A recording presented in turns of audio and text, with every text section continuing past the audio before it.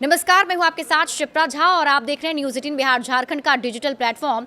America और Iran के बीच हुए युद्ध विराम समझौते के बाद शिपिंग कंपनियां होर्मुज स्ट्रेट में तेल टैंकरों की आवाजाही फिर से शुरू होने को लेकर आशा से भर गई है।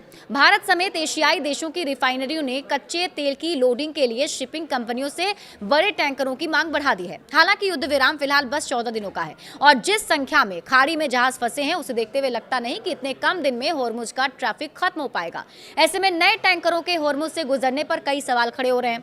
लंदन स्टॉक एक्सचेंज ग्रुप यानी कि LSEG के शिपिंग डेटा के अनुसार ज्यादातर फंसे हुए तेल और गैस टैंकर अभी भी खाड़ी के भीतर ही मौजूद हैं और ये स्थिति उस घोषणा के कुछ घंटों की बाद हुई है जब अमेरिकी राष्ट्रपति डोनाल्ड ट्रंप ने 2 हफ्ते के युद्ध विराम का ऐलान किया और कहा कि अमेरिका जहाजों की भीड़ कम करने में मदद करेगा।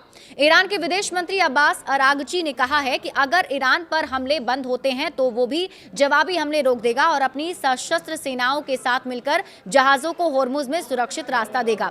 शिप ट्रैकिंग कंपनी केपलर के अनुसार मंगलवार तक स्ट्रेट में करीब 187 भरे हुए टैंकर मौजूद थे जिनमें लगभग 72.2 करोड़ बैरल कच्चा तेल और रिफाइंड उत्पाद थे।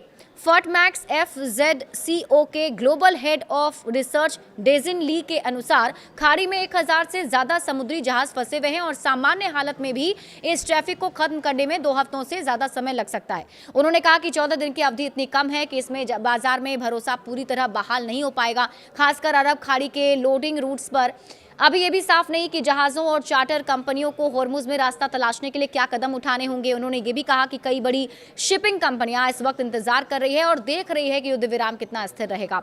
जब उन्हें युद्ध विराम की स्थिरता पर भरोसा हो जाएगा वो तभी अपने जहाज खाड़ी में भेजेंगी। वहीं चीन ने ईरान के राजदूत अब्दुल रेजा रहमानी फाजली की माने तो खाड़ी में 3000 से ज्यादा जहाज समंदर में फंसे हुए हैं और होर्मुज स्ट्रेट से गुजरने का इंतजार कर रहे हैं। उन्होंने कहा कि ईरान होर्मुज पर पड़ रहे प्रेशर को कम करने की कोशिश करेगा और जहाजों को वहां से गुजरने देने के लिए कदम भी उठाएगा। हालांकि उन्होंने कहा है कि होर्मुज स्ट्रेट पूरी तरह तभी खुल पाएगा जब अमेरिका के साथ बातचीत के अच्छे नतीजे निकलेंगे। अब होर्मुज से निकलना अभी भी खतरनाक बना हुआ है। देखिए, शिपिंग एसोसिएशन यानी BIMCO के सुरक्षा प्रमुख जैकब लार्सन ने समाचार एजेंसी रॉयटर्स से बात करते हुए कहा है कि इंडस्ट्री अमेरिकी और ईरान से टेक्निकल दिशा निर्देशों का इंतजार कर रही है। उन्होंने चेतावनी दी कि बिना ईरान और अमेरिका से समन्वय के खाड़ी से निकलना खतरनाक हो सकता है।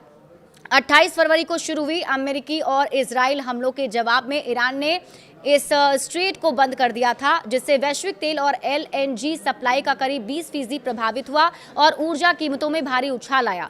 हालांकि युद्ध विराम की घोषणा के बाद तेल कीमतों में गिरावट देखी गई है। बड़े अपडेट्स के लिए आप जुड़े रहिए न्यूज 18 बिहार झारखंड के साथ।